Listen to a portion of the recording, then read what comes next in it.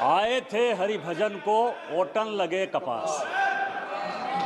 खोदा पहाड़ निकली चुईया। शहीदों की चिताओं पर खड़ी कांग्रेस जिसने भारत को विभाजित किया, आज राहुल गांधी के बयान से मुझे लड़खड़ाती हुई नजर आई। सभापति महोदय, ये संविधान की बात करती हुई नजर आई और मैं 1976 का ये पूरा डिबेट लेकर आया। ये संविधान कैसे कांग्रेस ने तार तार किया, इसका कोई जवाब नहीं। केवल संविधान की ऐसे किताब नहीं होता है कि शिकारी आएगा, जाल बिछाएगा, दाना डालेगा, उसमें कोई फंसना नहीं। उसी तरह से सभी जो है फंस गए चिड़िया। ये संविधान का किताब जो है राहुल गांधी और उनकी पार्टी के लिए केवल एक उसी प्रकार की कहावत है। सभापति महोदय, आप ये समझें, ये 76 में स्वर्ण सिंह की कमेटी बनी 1975 में। उन्होंने सारे इंस्टीट्यूशन को खत्म कर दिया अध्यक्ष महोदय, जिसके लिए आज फिर से लगे हुए हैं। इस संविधान में 121 बार राष्ट्रपति का जिक्र है। इस संविधान में 121 बार राष्ट्रपति महोदय का जिक्र है।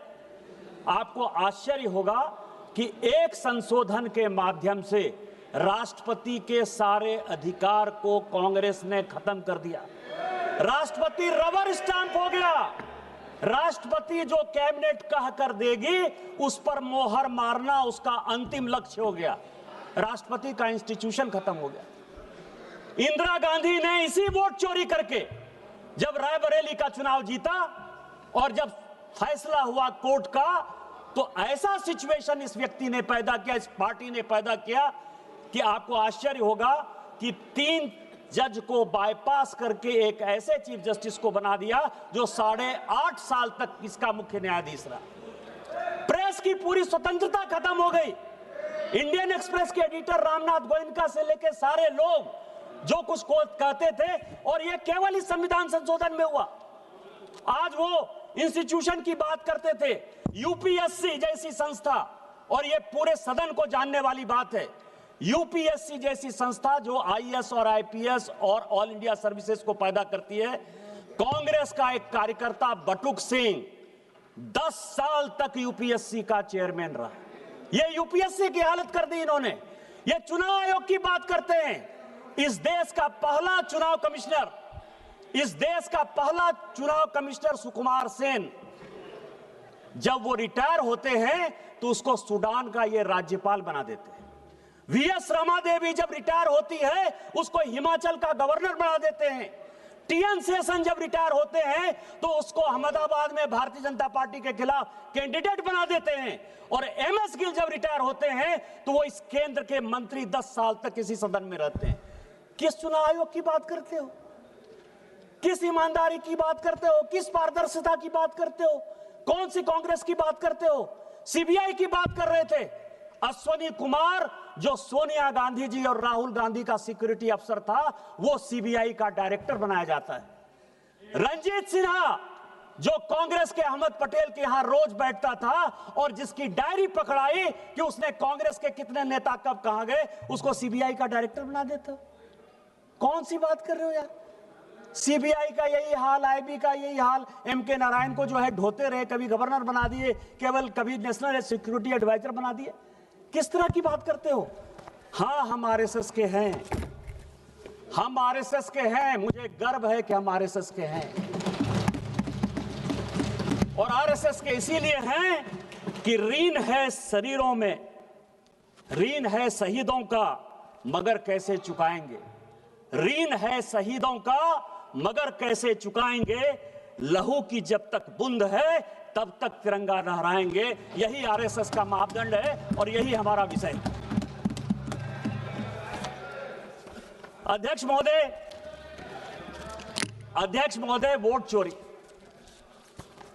और एसआईआर, ये पूरा डॉक्यूमेंट जो है राहुल गांधी के लिए ही लेके आया। ये 1980 का, अध्यक्ष महोदय, ये 1980 का कांग्रेस का, ये क्या करना चाहते हैं ये देश को जानने वाला विषय है सर। और मैं सबसे पहले ये बताऊंगा, ये 1980 का जवाब है। पी शिवशंकर का, कांग्रेस के मंत्री थे। इंद्रजीत गुप्ता जो है, उन्होंने प्रश्न पूछा और ये कॉन्स्टिट्यूएंसी वाइज बिहार का ही चुनाव, चूंकि अभी डॉक्टर संजय जायसवाल बोल रहे थे, बिहार के काफी लोग बोले कि एसआईआर के बाद हम बड़े बहुमत से जीत कर आए हैं। आपको आश्चर्य होगा सर कि 324 की विधानसभा थी, 324 की, पूरे लिस्ट के साथ है, मैंने नहीं दिया, वो पी शिवशंकर ने इस फ्लोर पर दिया है। 81 विधानसभा में दोबारा पोल करना पड़ा, काउंटर मांड हुआ था। और इस 81 विधानसभा में यदि आप कहेंगे तो उसका नाम पढ़ दूंगा सर। विश्रामपुर में 50 जगह जो है बैलेट बॉक्स छीन लिए गए रास्ते में आते हुए। पांकी में बूथ नंबर 28 पर जो है सारे छीन लिए गए। रफीगंज में, नोखा में, भभुआ में, दिनारा में, काराकरी में, मसरख में, बख्तियारपुर में, बाढ़ में 81 जगह पर चुनाव काउंटर मांड हुआ था सर। इसी बैलेट पेपर के कारण schedule caste, schedule tribe, OBC को वोट नहीं देने दिया जा रहा था सर। आज क्या फिर से वही वापस आना चाहते हैं?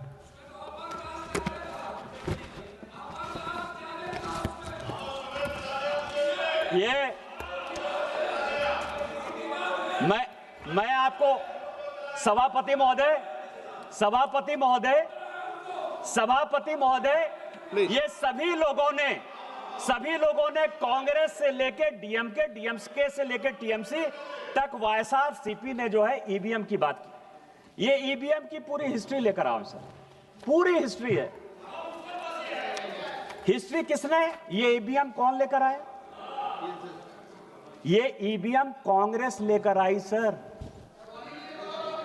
पहली बार ईवीएम, आपकी जानकारी के लिए, 1987 में पायलट प्रोजेक्ट के नाते राजीव गांधी जी लेकर आए। ये ईवीएम की पूरी हिस्ट्री है। और 91 में जब नरसिम्हा राव की सरकार आई तो उन्होंने तय किया कि ईवीएम आएगा। और ईवीएम आएगा, ऐसे नहीं आएगा सर। ये सारी रिपोर्ट है सर, ये रिपोर्ट है 1961 के सेलेक्ट कमेटी की, और ये रिपोर्ट है 1971 की सेलेक्ट कमेटी की। ये पूरे पार्लियामेंट को जानने वाली बात है। दोनों रिपोर्ट के अध्यक्ष जगन्नाथ राव कांग्रेसी थे। और जो 1971 की रिपोर्ट बनी उसमें एचआर गोखले जो कांग्रेस के लॉ मिनिस्टर थे। और दोनों रिपोर्ट में क्या कहा? दोनों रिपोर्ट में यह कहा कि एसआईआर की आवश्यकता है, स्पेशल इंटेंसिव रिवीजन होना इलेक्टोरल फॉर्म्स का सबसे बड़ा विषय है। 1961 में भी यही कहा, 1971 में भी यही कहा। और दूसरी बात कही 1961 में कि चुनाव इलेक्ट्रॉनिक वोटिंग मशीन से होनी चाहिए, क्योंकि राजस्थान के तत्कालीन, जिस राज्य से आप आते हैं सर, राजस्थान के तत्कालीन मुख्यमंत्री मोहनलाल सुखाड़िया का भी चुनाव अवैध इसी आधार पर हुआ था कि पूरे के पूरे बूथ लूट लिए गए। इतना ही नहीं हुआ था सर, इतना ही नहीं किया इन लोगों ने। यदि चौटाला की बात करें तो पूरा का पूरा मेहम का चुनाव काउंटर मांड हो गया था। पटना का चुनाव पूरा आरजेडी ने लूट लिया था। इंद्र कुमार गुजराल प्रधानमंत्री के तौर पर वहां चुनाव लड़ने के लिए गए थे, पूरा का पूरा उन्होंने लूट लिया था। और इस कारण से कहा गया कि ईवीएम की आवश्यकता है, नहीं ईवीएम होगा तो ये चुनाव पूरे रिगिंग हो गए। दूसरा, अटल बिहारी वाजपेयी जी इस कमेटी के मेंबर थे और एल.के. आडवाणी मेंबर थे। उन्होंने कहा कि बूथ वाइज ही काउंटिंग करो, क्योंकि आप लोग जब चुनाव के रोल को घुमाते हो तो उसमें बूथ से पता नहीं चलता है। तो क्या तर्क दिए गए आपको पता है सर? यह तर्क यह दिया गया कि बूथ वाइज यदि काउंटिंग करने लगेंगे तो जितने ये गुंडे बदमाश मवाली हैं वो वोटरों को मारेंगे। इसीलिए आपको ध्यान हो, उस वक्त काउंटिंग वो होती थी जिसमें कि सभी बूथों को मिला दिया जाता था और जिसमें इनको रिगिंग करने की सबसे बड़ी सुविधा होती सर।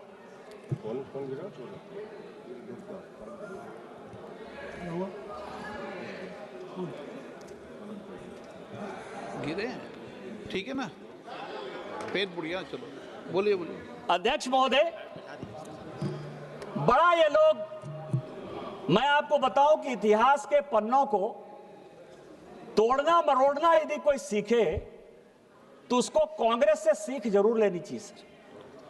चलो बाहर ले लेना, बाहर पैर मुड़ा, कोई दिक्कत। यदि किसी को इतिहास के पन्नों को तोड़ना और मरोड़ना है तो उसको कांग्रेस से सीख लेनी चाहिए। आज कांग्रेस के वक्ता ने बड़ा भाषण देते हुए कहा कि राजीव गांधी जी ने 1988 में इस देश का इलेक्टोरल रिफॉर्म्स का सबसे बड़ा संशोधन किया। और क्या संशोधन किया? 21 साल जो उम्र थी उस उम्र को 18 साल कर दिया। सर, यदि कांग्रेसियों में हिम्मत है तो ये 1972 के ज्वाइंट कमेटी की रिपोर्ट है। 1972 के ज्वाइंट कमेटी की रिपोर्ट है जिसने कि ये रिकमेंड किया कि 21 साल के बदले 18 साल होना चाहिए, और उसको करने में अटल बिहारी वाजपेयी और लाल कृष्ण आडवाणी का नोट ऑफ डिसेंट, मैं इसको प्लेस कर दूंगा सर। ये हमने किया। आपने 16 साल, चूंकि हमको मौका नहीं मिला शासन में आने का, और 2 साल जो हम मौके में थे 77 से लेकर 80 तक, इतनी लड़ाई हो गई कि हम इंप्लीमेंट नहीं कर पाए। आप उसको 16 साल बाद इंप्लीमेंट कर पाए। आज उसके लिए आप कहते हो कि हमने ले लिया, हमने ले लिया, हमने ले लिया, हमने काम कर लिया। आज एसआईआर की जो बात हो रही है और जो महाराष्ट्र और इसकी बात हो रही है सर, आपको मैं बताऊं कि मैं बिहार का और महाराष्ट्र का रिजल्ट लेकर आया सर। एसआईआर कहां हुआ, वोट कहां बढ़े कहां घटे, और किस पार्टी को कौन सी सीटें मिली। बिहार का सर, कॉन्स्टिट्यूएंसी का नाम है वाल्मीकि नगर, डॉक्टर संजय जायसवाल बैठे हुए हैं, उनके बगल की कॉन्स्टिट्यूएंसी है। वोट का डिलीशन हुआ 2311, वहां से 1675 वोट से जो बलेरो में बैठने लायक जितनी सीटें मिली, 6 सीट जो कांग्रेस को मिली, उसमें से 1675 वोट से कांग्रेस जीती। दूसरा सीट है चनपटिया, एसआईआर से डिलीशन हुआ 1033, इंडियन नेशनल कांग्रेस 602 वोट से जीती। तीसरा सीट है ढाका, एसआईआर का डिलीशन हुआ 457, 178 सीट से वोट से आरजेडी जीती, और उसमें 298 लोग ऐसे हैं सभापति महोदय, आपकी अध्यक्ष महोदय, आपकी जानकारी के लिए, जो विदेश में बैठे हुए हैं, दुबई में और कुवैत में, और उन्होंने यहां वोट डाल दिया। चौथी सीट है फारबिसगंज, एसआईआर का डिलीशन हुआ 1400, 221 वोट से कांग्रेस जीती। पांचवी सीट है बलरामपुर, जिसमें 1468 डिलीशन हुआ और हम जीते एलजेपी रामविलास 389 वोट से। इसके बाद सीट है रामगढ़, 1197 वोट से डिलीशन हुआ, 30 वोट से बहुजन समाज पार्टी जीती। और इसके बाद सीट है जहानाबाद, जहां 1832 वोट एसआईआर से डिलीशन हुआ, 793 वोट से आरजेडी जीती।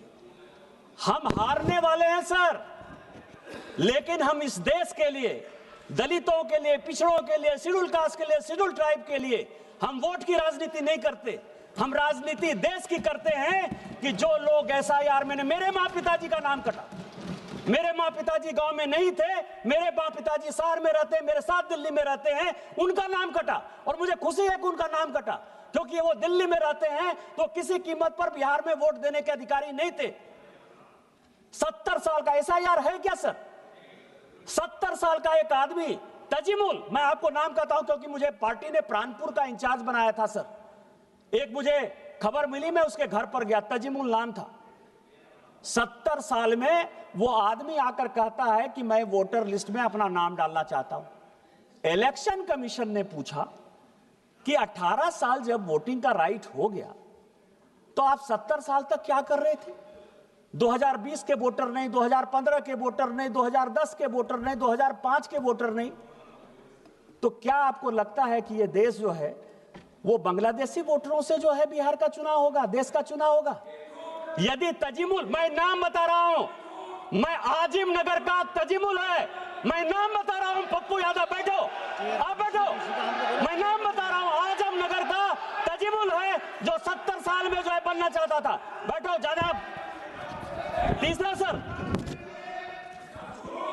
महाराष्ट्र की बात है सर। महाराष्ट्र में कलवा एक सीट है सर, वोटर बढ़े 41,000। सुप्रिया सुले जी के पार्टी के जितेंद्र आहवाट जीते 96,000 वोट से। भिवंडी वोट बढ़ा 37,000। 52,000 वोट से रईस कसाम शेख चुनाव जीते सर। खेड अलांदी 23,000 वोट बढ़ा, 51,000 वोट से बाबाजी रामचंद्र काले जीते। मेरे पास पूरी लिस्ट है, मेरे पास 100 जगह की लिस्ट है। यदि कहेंगे तो मैं प्लेस कर दूंगा, इतना समय में लेना नहीं चाहता, लेकिन मैं ये कह रहा हूं यदि वोट इंक्रीज हुआ तो फायदा महायुति को हुआ। एसआईआर में वोट यदि डिलीट हुआ तो फायदा आरजेडी कांग्रेस को हुआ। इसके बाद भी आपको जो है एसआईआर खराब लग रहा है। एसआईआर क्यों ये विरोध कर रहे हैं सर, उसके पीछे का रीजन मैं आपको बता देता हूं। जो कल माननीय प्रधानमंत्री जी ने कहा, ये किताब लेकर आया हूं sir, Indian national Congress and the Muslims. 1905 में 6 में जब मुस्लिम लीग बनी, 1905 में जब बिहार बंगाल का विभाजन हुआ और जब मुस्लिम लीग बनी सर, तो कांग्रेस ने समय समय पर, वैसे सोनिया गांधी जी सारा चिट्ठी लेकर चली गई हैं सर, लेकिन इस राइटर ने 2010 में सोनिया गांधी से परमिशन लेके कई एक लेटर जवाहरलाल नेहरू के, फजलुर रहमान के साथ, कई एक लेटर जवाहरलाल नेहरू के जिन्ना के साथ वो उन्होंने दिए। क्या क्या कारण था सर? भारत के विभाजन का कारण 1930 में जब स्टार्ट हुआ, 1928 में जब स्टार्ट हुआ, तो कांग्रेस ने किस तरह से मुस्लिम परस्त वोट की राजनीति के लिए कॉम्प्रोमाइज किया, इसका यह पूरा हिसाब किताब इसमें है सर। और इसी में इलेक्टोरल रिफॉर्म्स और एसआईआर है सर। मुस्लिम लीग कह रही है कि लोकसभा और विधानसभा में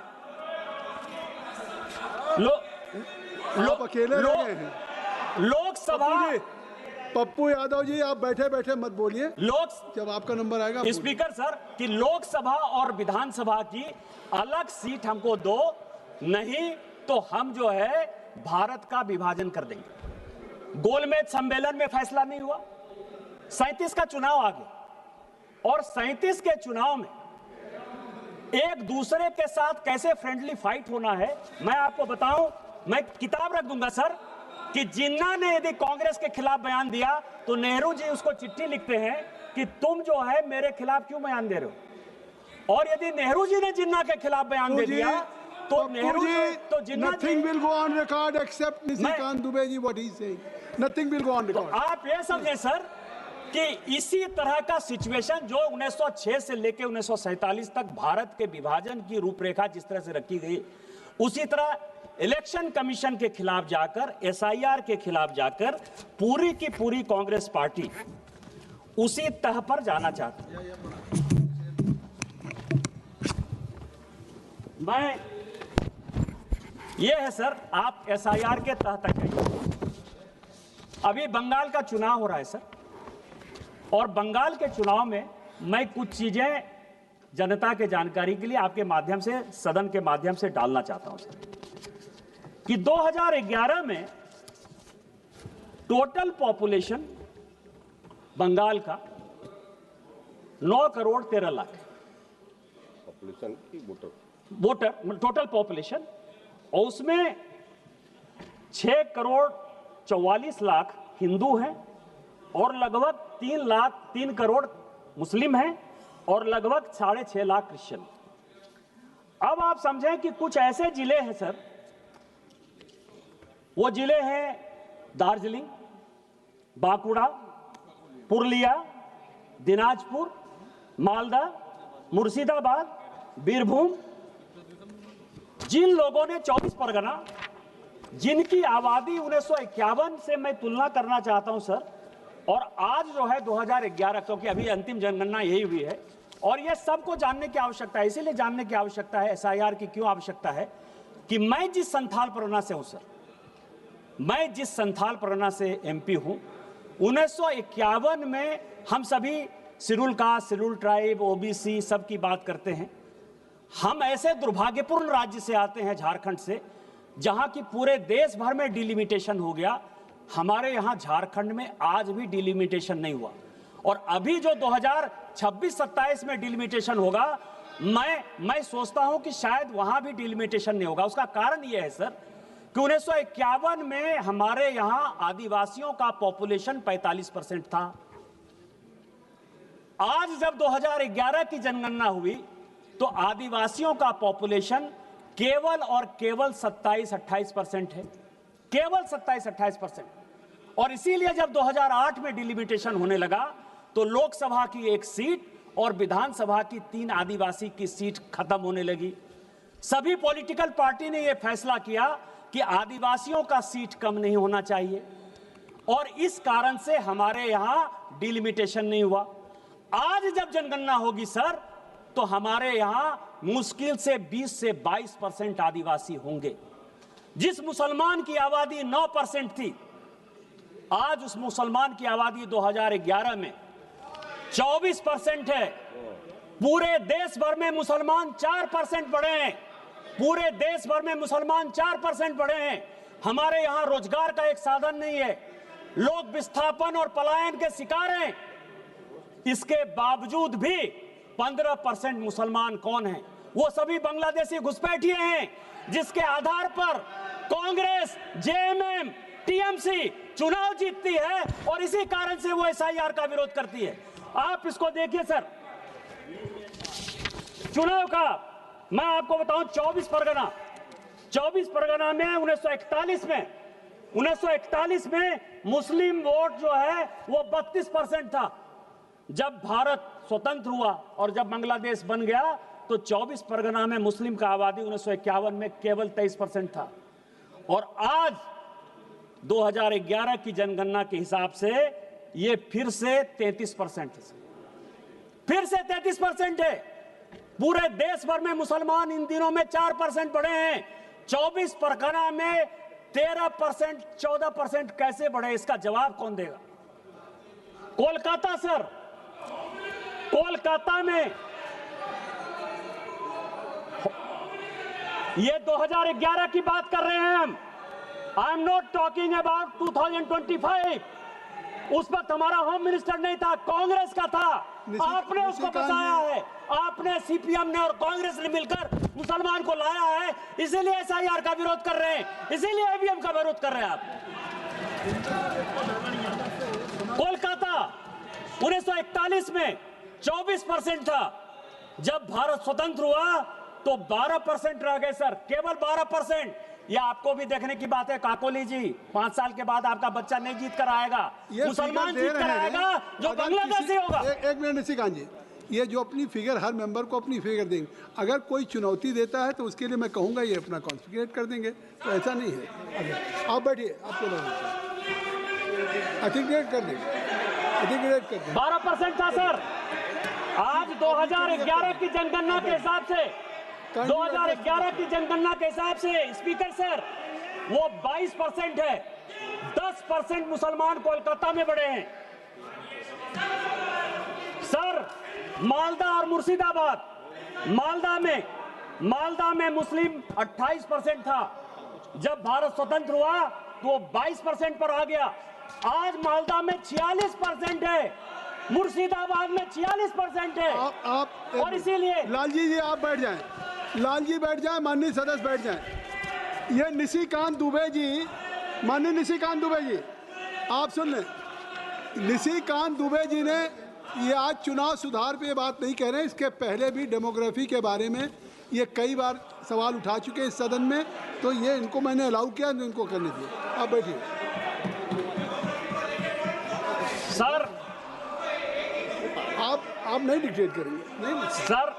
आप जाति जनगणना की मांग करते हैं, आप जाति जनगणना की मांग करते हैं, और अगर वो जातियों की जनसंख्या, गौरव गोगोई जी, अगर आप एक तरफ जाति जनगणना की मांग करते हैं और वो जाति की जनसंख्या दे रहे हैं, तो ये जनसंख्या वो दे सकते हैं, जाति की जनसंख्या दे सकते हैं।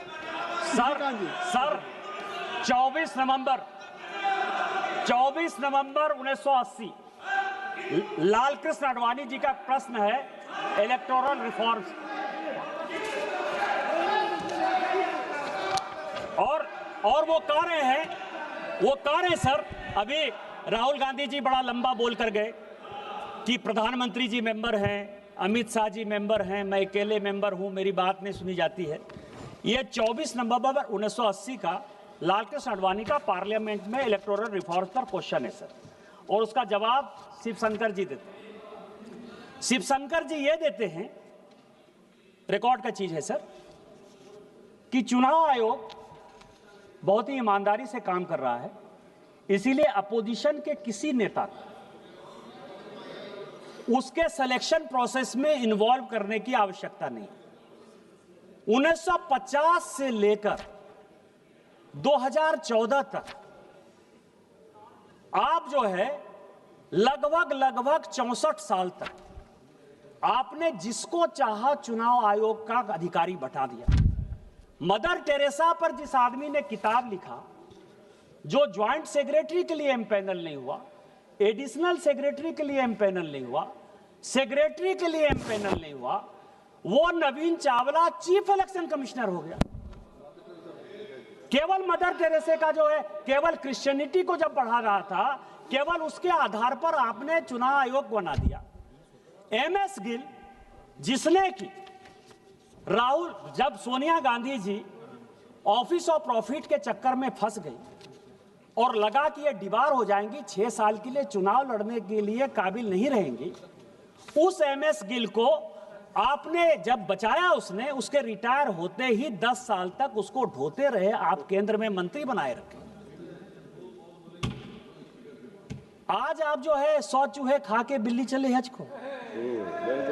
हमने तो कम से कम एक कमेटी बना दी कि कम से कम आपको चुनाव आयोग के घोषणा के पहले, यदि आपको लगता है कि बात नहीं सुनी जाती है, तो चुनाव आयोग के घोषणा के पहले आपको लिस्ट भेज देते हैं, आप उस कमेटी के सदस्य होते हो, कम से कम नोट ऑफ डिसेंट आप लिख देते हो। हम लोगों के नेता को सर, चाहे वो अटल जी हो, चाहे आडवाणी जी हो, चाहे मोदी जी हो, चाहे अमित शाह जी हो, चाहे सुषमा जी हो, जब वो लीडर ऑफ द पार्टी थी, मुख्यमंत्री थी, तो उसको तो अखबार से ही पता चलता था ना सर। 1980 में आपने कहा कि introduction of electronic gadget for the purpose of exercise of votes हम इंप्लीमेंट करने वाले हैं। 1980 से आप जिन चीजों को पूरे देश को घुट्टी पिलाते रहे, हमारे जैसे लोगों को मूर्ख बनाते रहे, बैलेट से जो है आप लूट कर जो है हमारे वोटर को तंग करके यहां आते रहे और कहते रहे बार बार कि हम इलेक्ट्रॉनिक गैजेट से चुनाव लड़ेंगे, आज उसी ईवीएम के खिलाफ आप मुझे बताने की कोशिश कर रहे हो। इसके अलावा जो स्थिति है सर, ये तारकुंडे कमेटी आपने बनाई, आपने कहा कि इलेक्टोरल बॉन्ड, ये तारकुंडे कमेटी और ये गोस्वामी कमेटी की 2 रिपोर्ट लेकर आया, कहा कि स्टेट की फंडिंग यदि नहीं हो पा रही है तो एक ऐसा कॉर्पस बनाना चाहिए लाइक इलेक्टोरल बॉन्ड जिसके आधार पर चुनाव की ट्रांसपेरेंसी हो। यह रिपोर्ट है सर। और दिनेश गोस्वामी साहब, आपको पता है कि केंद्र में मंत्री थे। जिस रिपोर्ट का जिक्र किया मैंने सर, पहली बार ऐसा हुआ ज्वाइंट पार्लियामेंट्री कमेटी में कि एक मेंबर ऑफ पार्लियामेंट के अंडर में कानून मंत्री HR गोखले उस ज्वाइंट कमेटी का मेंबर था सर। आपने उन सभी जगह जो है कमिट किया कि हम इलेक्टोरल बॉन्ड्स बनाएंगे। आज इलेक्टोरल बॉन्ड्स यदि आया, बीजेपी के पास आया तो कांग्रेस के पास भी आया, डीएमके के पास भी आया। डीएमके के तो पूरे जो किंग है सर, किंग मार्टिन, जो एकदम पूरा प्ले के गेम के किंग है, उन्होंने ही पूरा का पूरा पैसा दिया, टीएमसी को पैसा दिया। आप जो है इन सारे चीजों के बाद आप मुझे जो है उंगली दिखाने की कोशिश कर रहे हो। इस चुनावी प्रक्रिया में यदि किसी एक पॉलिटिकल पार्टी ने कंसिस्टेंट होकर अपने विचारों को स्पष्टता के साथ रखा तो केवल भारतीय जनता पार्टी। इस देश में, और मैं ऑन रिकॉर्ड ये बात कर रहा हूं, इस देश में 3 ही प्राइवेट मेंबर रिजोल्यूशन आज तक पास हुए। सभी सरकारी रिजोल्यूशन, सभी सरकारी बिल पास होते हैं। 3 रिजोल्यूशन पास हुआ है। एक रिजोल्यूशन पास हुआ है लाल कृष्ण आडवाणी का, जिन्होंने कि इलेक्टोरल रिफॉर्म्स पे रिजोल्यूशन पास किया। और आज जो कुछ भी आपको दिखाई दे रहा है, वीवीपैट दिखाई दे रहा है, ट्रांसपेरेंसी दिखाई दे रहा है, सीसीटीवी की बात कर रहे हो, चाहे वो चुनाव में कोई आदमी यदि गड़बड़ी करेगा तो जेल जाने की बात करते हो, 171 को मजबूत करने की बात करते हो, वो सारे के सारे लाल कृष्ण आडवाणी के पास किए हुए कानून हैं इस पार्लियामेंट से। और मैं इसलिए ये बातें कहता हूं कि दूसरा खुशनसीब सांसद मैं हूं जिसने 370 और 35A के खिलाफ जो है इसी पार्लियामेंट में आप ही लोगों से रिजोल्यूशन पास किया, क्योंकि मैं बहुत पुराना आडवाणी जी की तरह पुराना सांसद नहीं हूं। मोदी जी की कृपा के कारण वो पास हो पाया और आज माननीय अमित शाह जी ने 370-35A खत्म करके कम से कम वहां भारत का कानून लागू कर दिया। नहीं तो इलेक्टोरल रिफॉर्म्स में हमारा चुनाव, आपको पता है कि आपने जब संविधान संशोधन की स्पॉन्सरिंग कमेटी में, तो राज्यसभा की तरह लोकसभा को 6 साल कर दिया। जम्मू कश्मीर में प्रत्येक विधानसभा जो है 5 साल में खत्म हो जाती थी। जम्मू कश्मीर एकमात्र ऐसा राज्य था जिसमें 6 साल की विधानसभा होती थी।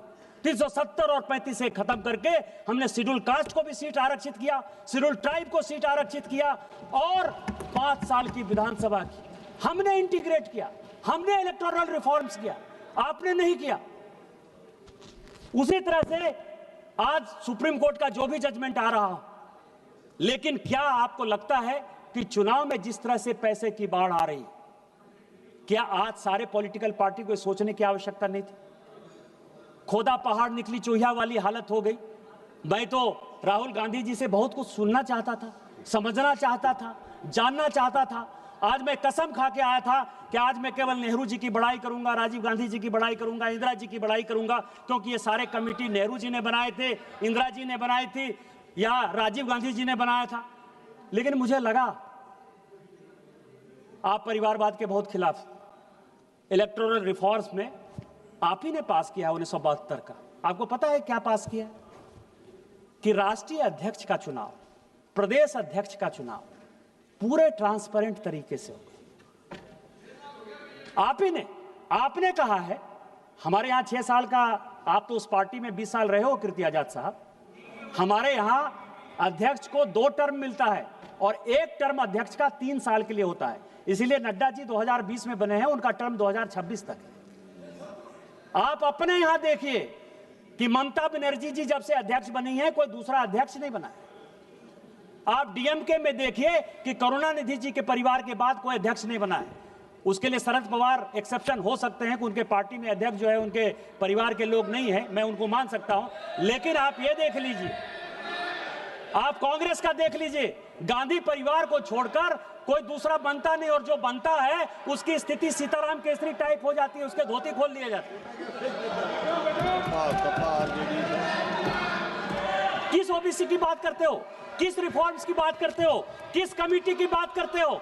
आपकी जो कमेटी है उसी कमेटी के ये हालात हैं, उसी कमेटी के। मैंने क्या कर दिया? ममता बनर्जी जी यदि अध्यक्ष से नहीं हट रही हैं तो आप लोगों का कीर्ति आजाद को अध्यक्ष बन जाना चाहिए। आप पे कोई आरोप नहीं लगाया है, एक मिनट, आप पे कोई आरोप नहीं लगाया, केवल रेफरेंस दिया है। आपको अवसर तब मैं देता जब आप पे कोई आरोप लगता, तो आपको अवसर लेने का अधिकार है। सभापति महोदय, केवल रेफरेंस दिया। सभापति महोदय, ये जो कांग्रेस है, ये कांग्रेस जिन्ना से लेकर सलमान रश्दी तक, जिन्ना से लेकर सलमान रश्दी तक वोट बैंक के अपीजमेंट में फंसी हुई है। ये फजलुल हक से लेकर साहबानों तक और राजा महमूदाबाद से लेकर बाबरी मस्जिद तक केवल मुस्लिम परस्त राजनीति बनाई हुई है। राजा महमूदाबाद जो कि मुस्लिम लीग के अध्यक्ष हुए, जिन्होंने भारत का विभाजन किया, उनकी पूरी संपत्ति आपको ध्यान हो, जिसको कि नरेंद्र मोदी जी को कानून बनाना पड़ा, जो पाकिस्तान में बैठा है उसकी पूरी संपत्ति को कांग्रेस ने दे दिया। सर यही कांग्रेस का इतिहास है, बहुत पुरानी बात नहीं है, 2012 की बात है, 2012 की बात है सर। जिस कांग्रेस ने सोमनाथ का विरोध किया, उसी कांग्रेस ने अयोध्या का विरोध किया। आज तक सोनिया गांधी, राहुल गांधी, प्रियंका गांधी कोई अयोध्या का मंदिर दर्शन करने तक नहीं गए सर। सोमनाथ भी कभी नेहरू जी नहीं गए थे, आज नहीं गए। मैं केवल इतना ही अंत में कहूंगा सर कि हम भारतवर्ष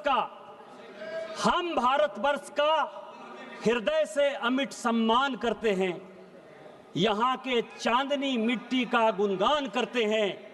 मुझे चिंता नहीं है स्वर्ग जाने की, मुझे चिंता नहीं है स्वर्ग जाने की या मोक्ष पाने की, तिरंगा के कफन में मेरा बस चले, यही आह्वान करते हैं। हमारा शरीर तिरंगा के कफन में जाए और इस देश को आगे बढ़े, विकसित भारत 2047 बनाए और सोरोस फाउंडेशन के आदमी जो देश को टुकड़ा करना चाहते हैं, जो इंस्टीट्यूशन को खत्म करना चाहते हैं, राहुल गांधी की राजनीति को परास्त करें। इन्हीं शब्दों के साथ वंदे मातरम। जय हिंद, जय भारत।